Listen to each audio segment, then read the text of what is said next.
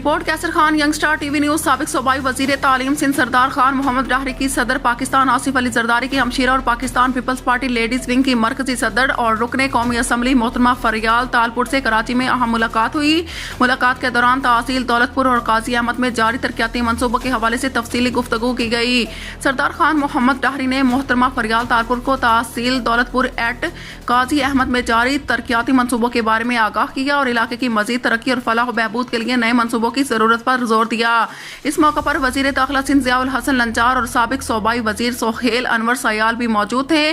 ملاقات میں محترمہ فریال تالپور نے سردار خان محمد ڈاہری کی جانب سے تحصیل دولت پور ایٹ قاضی احمد میں شروع کیے گئے ترقیاتی منصوبوں کو سراہا اور علاقے میں مزید ترقیاتی اور فلاحی منصوبے شروع کرنے پر اتفاق کیا۔ محترمہ فریال تالپور نے اس موقع پر یقین دہانی کروائی کہ جلد ہی مزید ترقیاتی منصوبوں کا اعلان کیا جائے گا۔ انہوں نے جلد دولت پور کے دورے کا بھی اعلان کیا تاکہ دولت پور اور شاہپور جہانیہ کو ایک ماڈل سٹی بنانے کے اقدامات کو عملی جامہ پہنایا جا سکے۔ رپورٹ کیسر Khan young star T V news.